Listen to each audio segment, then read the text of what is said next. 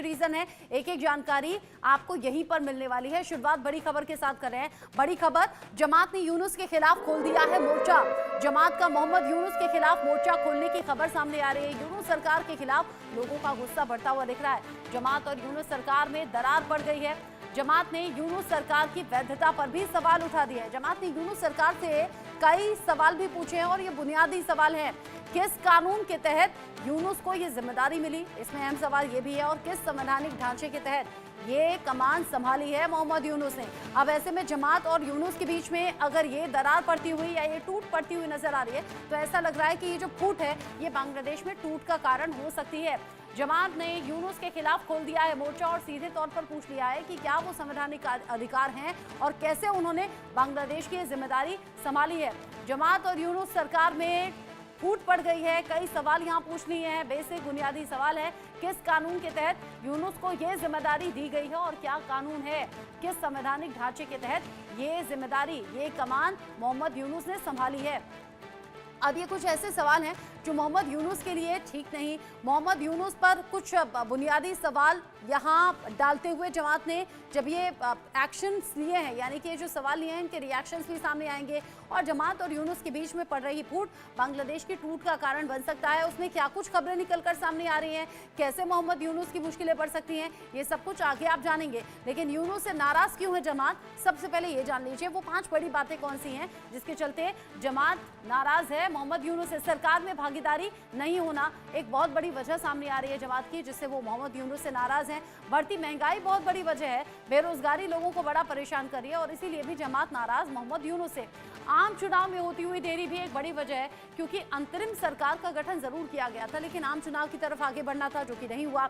लगातार बढ़ता हुआ टैक्स का जो बोझ है जो लोगों पर डाल दिया जा रहा है, ठीक पाकिस्तान की तरह, उससे भी परेशानी बढ़ गई है जमात के लोगों पर। जो दर्ज मुकदमे हैं उससे भी नाराजगी बढ़ी है और मोहम्मद यूनुस से तमाम सवाल अब जमात पूछ रही है कि क्या वो संवैधानिक ढांचा है जिसके चलते कमान मोहम्मद यूनुस ने यहां पर संभाली है। अब जमात का यूनुस किस तरीके से यहां टसल बढ़ गई है और कैसे जमात का यूनुस आउट प्लान यहां पर नजर आ रहा है, ये आप जानिए। यहां जमात ने यूनुस से छुटकारे की चाल एक तरीके से चल रही है, यानी कि यूनुस को कैसे आउट किया जाए उसकी ये चाल है। यूनुस सरकार की वैधता पर सवाल उठा दिए हैं सीधे सीधे और जमात एक के बाद एक नाराजगी जता रहा है। कह रहा है किस कानून के तहत यूनुस सरकार के मुखिया बन गए, कैसे उन्हें जिम्मेदारी सौंपी गई और जिम्मेदारी वो कैसे संभाल रहे हैं, सब देख रहे हैं। किस संवैधानिक ढांचे के तहत ये कमान संभाली गई है ये भी पूछा गया है। इन सभी सवालों के आधार पर ये पूछा गया किस नियम के आधार पर सलाहकार परिषद का गठन यहाँ पर हुआ, कैसे मुल्क की जिम्मेदारी दे दी गई। सरकार और उसके सलाहकार दोनों असंवैधानिक और अवैध हैं, यानी कि यहाँ मोहम्मद यूनुस को आउट करने की प्लानिंग हो रही है। स्वतंत्र निष्पक्ष चुनाव के लिए नए बांग्लादेश का निर्माण हो, ये बात निकलकर सामने आ रही है और यहाँ सीधे सीधे जमात ने यूनुस से छुटकारे के लिए ये चाल चल दी है। अब ये जो चाल चली गई है इसे कैसे देखें और आगे भविष्य में क्या फिर वो संभावनाएं नजर आ रही है जब खालिद जिया और शेख हसीना साथ साथ आ जाएं, ये सभी संभावनाएं अभी बल वहां पर दे रही हैं।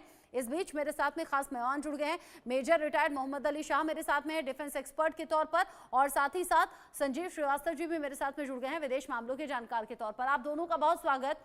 संजीव श्रीवास्तव जी, जो हालात अभी बांग्लादेश में बने हुए हैं, कट्टरपंथियों के हाथों की कठपुतली मोहम्मद यूनुस, लेकिन इस बीच जो जमात ने नाराजगी दिखाते हुए कई बुनियादी सवाल पूछे हैं, क्या ये समझें कि अब मन खट्टा हो गया है, खटास बहुत ज्यादा बढ़ गई है और यहीं से मोहम्मद यूनुस को आउट करने की प्लानिंग तेज हो गई है? जी, ऐसा लगता है कि बांग्लादेश के जो अंतरिम जो सरकार के प्रमुख हैं मोहम्मद यूनुस, उनके अब उनके सत्ता में रहने के जो दिन हैं वो कम ही बचे हैं। उल्टी गिनती एक तरह से मुझे लगता है कि ये शुरू हो गई है। इस तरीके के जो संकेत हैं कि जो कि के इशारे पर और जिसकी की साजिशों के बल पर वो जो है बांग्लादेश के अंतरिम सरकार के प्रमुख बने, अब वही जमाती उससे हाथ खींच रहा है। तो ऐसे में तो यूनिट सरकार को समय रहते उनको अपना देश छोड़ने के बारे में तैयारी करनी चाहिए, क्योंकि यदि वो इस तरीके की स्थितियों में वहाँ रहे तो फिर उनके ऊपर भी संकट आ सकता है। और शेख हसीना जिस तरह से आपातकालीन स्थितियों में देश छोड़ करके उनको बाहर जाना पड़ा था, वैसे ही मोहम्मद यूनुस को भी जाना पड़ सकता है, इस बात की संभावना दिखाई देती है। और वैसे भी वो लंबे समय तक यूरोप में और अमेरिका में रहे, तो जाहिर है कि मेरा ऐसा मानना है कि अगर इसी तरीके की मोहम्मद यूनुस की सरकार की आलोचनाएं होती रहीं और जिनके बल पर वो सरकार के प्रमुख बने हैं, वही अगर अपना हाथ खींच रहा है, तो ऐसे में तो उनकी सरकार के जो दिन है वो अब गिनती के ही बचे हुए दिखाई देते हैं। अब और गिनती इसी के दिन तरीके जो बचे की हैं उसमें मुश्किलें मोहम्मद यूनुस के लिए खड़ी हो गई हैं। मोहम्मद यूनुस, जिनको लेकर अभी खबर भी सामने आई थी, जो सूत्रों के हवाले से थी कि वो जनवरी के भीतर ही बांग्लादेश छोड़कर भाग सकते हैं, बीमारी का एक बहाना हो सकता है। तो ऐसा लग रहा है कि ये जो जमात की नाराजगी है जो निकलकर अब सामने आई है, मेजर शाह, ऐसा लग रहा है कि मोहम्मद यूनुस तक ये मैसेज पहले ही पहुंच गया था और इसीलिए इस तरह की खबरें उड़ने लगी। तो जी बिल्कुल, इसमें कोई शक की बात नहीं है कि ये खबरें हो सकता है कि मोहम्मद यूनुस को पहुंच गई थी पहले से ही, और फिर वो तैयारी कर रहे थे कि वो कर रहे होंगे वो। लेकिन एक बात तय है कि अगर मोहम्मद यूनुस चले जाए यहाँ से, तो क्या बांग्लादेश की सिचुएशन वापस स्टेबलाइज हो जाएगी, नॉर्मल हो जाएगी? क्या वो एंटी इंडिया स्टांस जो अभी ले रहे हैं वैसा नहीं होगा? मुझे नहीं लगता। अगर मोहम्मद यूनुस जाते हैं तो कोई और ऐसे और भी कोई कट्टरपंथी कोई आएंगे। अभी मोहम्मद यूनुस को हिंदुस्तान की तरफ से मुसलमान बॉडीज हिंदुस्तान से इनको कितने बार अपील कर चुके हैं। एडू है, इम्पार है, कई मुस्लिम बॉडीज हैं जो कर चुके हैं इनको अपील के बांग्लादेश में जो हिंसाएं हो रही हैं माइनॉरिटी के खिलाफ, वो हिंदुओं के खिलाफ वो नहीं होनी चाहिए, वो बंद करिए। मोहम्मद यूनुस साहब सुनते हैं, कहते हैं हाँ हाँ, उनके बस में नहीं है इसके लिए। 9 दिसंबर को हमारे डिप्टी NSA हमारे फॉरेन सेक्रेटरी साहब विक्रम मिस्री साहब गए थे बांग्लादेश। वो वहाँ पे मिलकर आए मोहम्मद यूनुस को, वहाँ पे उनके काउंटर पार्ट को भी मिलकर आए। उन्होंने बोला, यकीन दिलाया कि हाँ वो एक्शन लेंगे, हिंसाएं नहीं होंगी। लेकिन उनके हाथ में जब चीज़ें नहीं है और सारी चीज़ें पावर जमातियों के हाथ में, वो एक कठपुतली बन चुके हैं जमातियों के हाथ में। अब यूनुस साहब एक बहुत ही क्रेडिबल आदमी थे इससे पहले, जिससे पहले वो जो टेक ओवर हुआ, इससे पहले लोग उनको इज्जत से देखा करते थे कि भाई हाँ भाई ये इनके पास ये फाउंडिंग 2006 में तो इनको नोबेल पीस प्राइज मिला था। फिर ये फाउंडिंग इन्होंने ग्रामीण बैंक को फाउंड किया था। फिर इन्होंने कॉन्सेप्ट किया माइक्रो क्रेडिट, माइक्रो फाइनेंस को भी इनमें इन्वॉल्वमेंट रहा। फिर इन्होंने रिसीव किया सेवरल नेशनल और इंटरनेशनल ऑनर्स, जैसे कि अमेरिका ने इनको प्रेसिडेंशियल मेडल ऑफ फ्रीडम दिया 2009 में, कांग्रेगेशनल गोल्ड मेडल दिया 2010 में।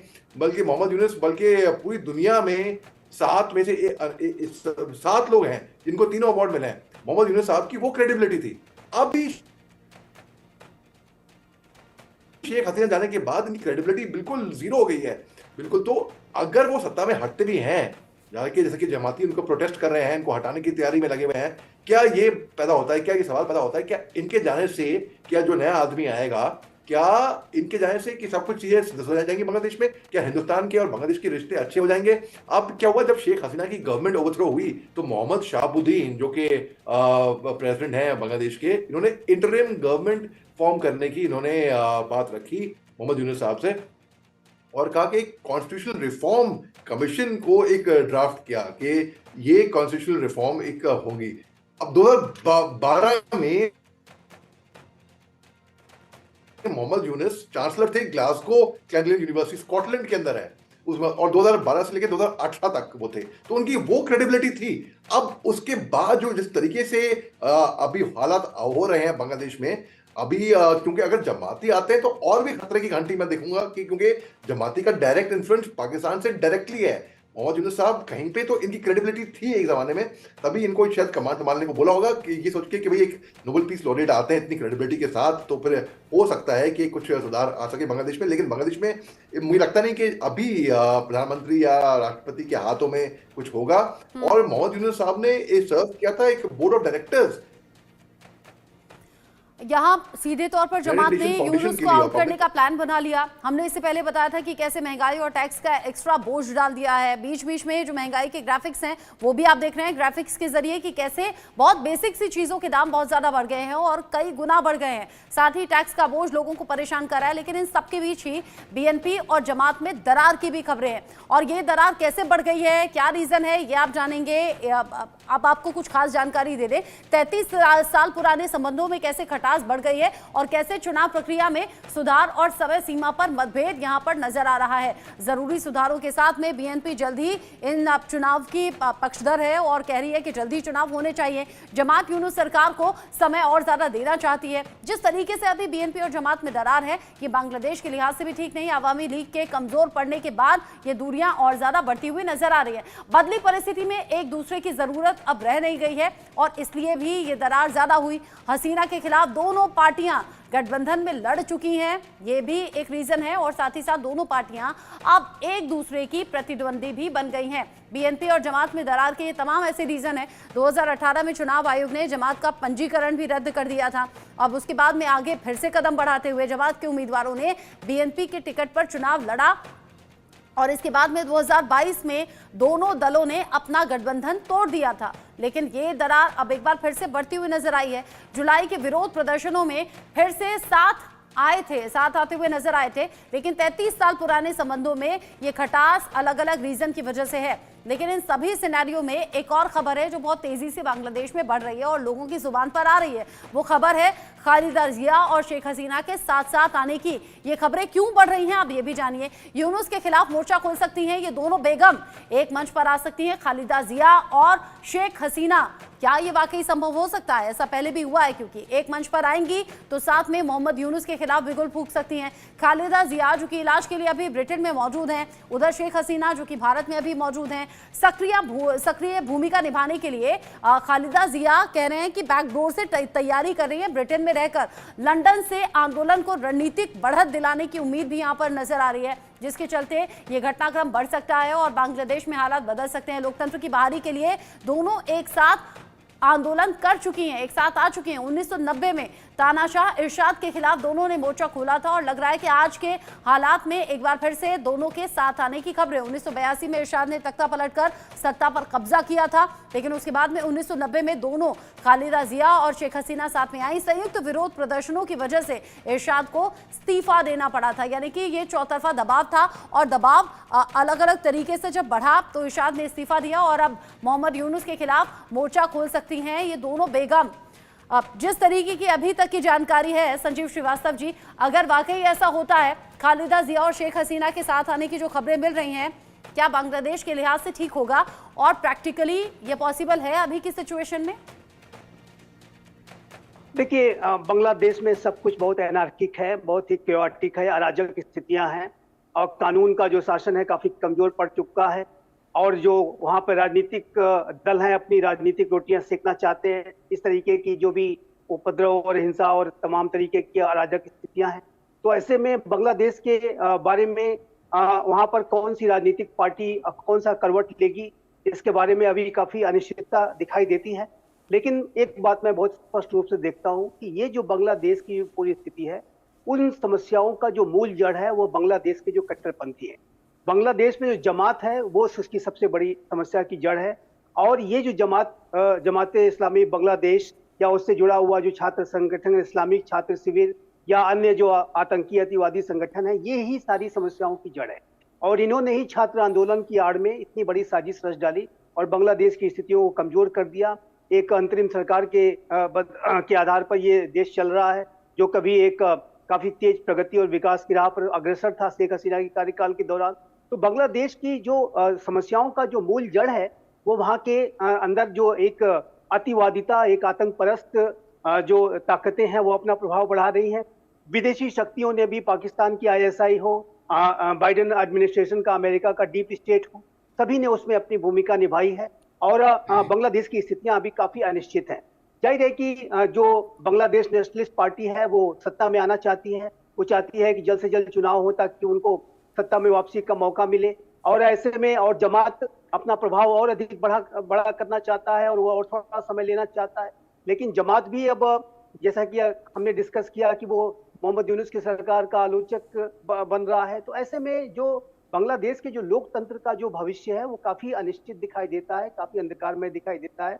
और इसके पीछे मैं फिर से रीएम्फसाइज करूंगा कि इसके पीछे जो सबसे बड़ा जो कारण ये है कि बांग्लादेश में जो रेडिकल एलिमेंट्स हैं, जो अनेक तरीके के आतंक परस्त अतिवादी जो ताकतें हैं, कट्टरपंथी हैं, वो अपना प्रभाव, अपना दबदबा बढ़ाते जा रहे हैं और उसमें विदेशी ताकतें भी उसमें इन्वॉल्व हैं। और ये बांग्लादेश की जो वर्तमान की स्थितियां हैं और उनका जो भविष्य है वो काफी चुनौतीपूर्ण और अंधकार में दिखाई देता है। यदि बांग्लादेश इसी तरीके से अनिश्चितता की राह पर, अंधकार की राह पर आगे बढ़ता गया तो उसका भी हश्र आने वाले समय में उसी तरीके का होगा, उसका भी स्वरूप उसी तरीके का होगा जैसा कि आप पाकिस्तान में देख रहे हैं। पाकिस्तान के राजनीतिक हालात के बारे में आप कुछ नहीं कह सकते कि कब क्या वहां पे हो जाए। और वहां का जो सबसे लोकप्रिय नेता है वो अभी जेल में बंद है, इमरान खान। उसी तरीके से बांग्लादेश में जो वहां की प्रधानमंत्री थी आज वो भारत में शरण लिए हुए हैं। तो बांग्लादेश की जो स्थितियां हैं वो पाकिस्तान की तरफ बनने की तरफ बढ़ रही हैं। और ये जाहिर है कि बांग्लादेश की आवाम इससे सबसे ज्यादा उसकी क्षति, उसकी हानि उसे उठानी पड़ रही है। भारत भी इन सारी स्थितियों को लेकर के काफी चिंतित है और हमने भी लगातार बांग्लादेश को और वहाँ की स्टेब्लिशमेंट को सलाहें देने का कार्य किया है। हमारे विदेश सचिव भी वहाँ गए और हर तरीके का हम अपना एंगेजमेंट बनाए हुए हैं। हमारी जो हिंदू कम्युनिटी है उसके ऊपर भी जो बड़े हमले हुए हैं उसके प्रति भी भारत ने अपना कड़ा विरोध दर्ज कराया। तो ये जो बांग्लादेश की स्थितियां हैं वो काफी अनिश्चित वर्तमान समय में है और आगे अब देखना होगा कि वहां पर किस तरीके के पॉलिटिकल डायनामिक्स शेप लेते हैं। आपने बताया कि किस तरीके से अलग अलग परेशानी बनी हुई है बांग्लादेश लोगों के सामने और बड़ी अनिश्चितता है। पाकिस्तान का भी एग्जाम्पल आपने दिया। इन सबके बीच ही यूनुस सरकार के खिलाफ लोगों में आक्रोश भी भारी देखने को मिल रहा है। यूनुस ने कई जरूरी चीजों के दाम बढ़ा दिए हैं। इसमें दवाएं हैं, बिस्किट है, फल है, जिन पर 15% तक वैट बढ़ा दिया है। 100 जरूरी वस्तुएं जिन पर सीधे तौर पर 15% वैट है। अब ये बेसिक चीजें अगर 15% टैक्स के साथ में लोगों तक पहुंच रही हैं तो जाहिर सी बात है कि दाम बढ़ रहे हैं और इन बढ़े हुए दामों के आगे लोग बेबस नजर आ रहे हैं। लोगों में नाराजगी अब मोहम्मद यूनुस को लेकर है। इससे पहले हमने बताया था कि कैसे जमात और यूनुस में खटास बढ़ गई है, फूट पड़ गई है और यहाँ आम लोग भी हैं जो कि विरोध के सुर बुलंद कर रहे हैं। और उसका सीधा रीजन ये है, महंगाई बहुत ज्यादा बढ़ गई है, टैक्स का एक्स्ट्रा बोझ आम लोगों पर डाल दिया गया है। 100 ऐसी जरूरी चीजें जिनके दाम बढ़ गए हैं वो भी 15% वैट के साथ, यानी कि 15% वैट उस पर लगा दिया गया, जिससे पैसा जा रहा है सरकार की जेब में और सीधे तौर पर नुकसान हो रहा है आम लोगों का। बांग्लादेश का भविष्य गर्त में नजर आता है। बांग्लादेश में अनिश्चितताओं का दौर बहुत ज्यादा बढ़ रहा है। राजनीतिक हालात वहां पर लगातार बिगड़ते हुए नजर आ रहे हैं। दवाएं, बिस्किट और जो बाकी जरूरी सामान है उसके दाम बहुत ज्यादा तेजी से बढ़े हैं।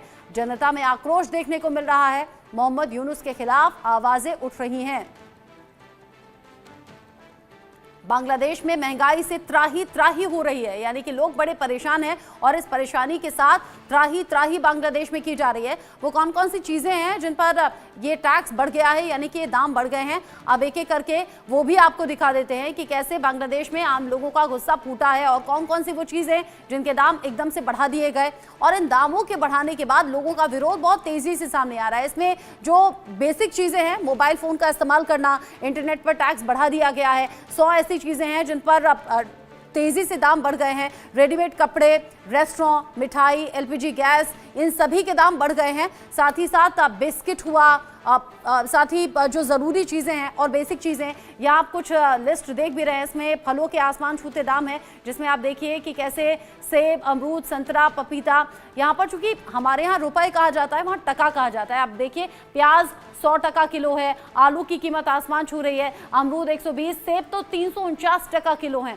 संतरा 259 टका किलो है, पपीता 130 टका किलो है। ये देखिए आसमान छूते हुए फलों के दाम। आम लोग करें तो करें क्या, खरीदे कैसे ये सब कुछ। फलों के दाम भी आसमान छू रहे हैं, बाकी जरूरी सामान के दाम भी इसी तरीके से आगे बढ़ते हुए और सब्जियों के दाम में भी मानो आग लग गई है। अब प्याज, आलू और टमाटर को देख लीजिए। प्याज 100 टका किलो है, आलू 90 टका किलो है, टमाटर 85 टका किलो है। जिस तरीके से दाम बढ़े देखिए, टमाटर 85 टका किलो, गाजर 90 टका किलो और मटर तो 150 टका किलो। ये वो खाना है, कोई ऐसा नहीं है कि नॉनवेज है, ये बड़ा लग्जरियस खाना है, ये बहुत बेसिक खाना है जो कि आम लोगों की पहुंच से दूर होता हुआ नजर आ रहा है। दाम बहुत तेजी से बढ़े हैं और ये बढ़ती हुई महंगाई लोगों की जेब में आग लगाने का काम कर रही है। लोगों को समझ नहीं आ रहा कि इस महंगाई से निजात मिलेगी कैसे।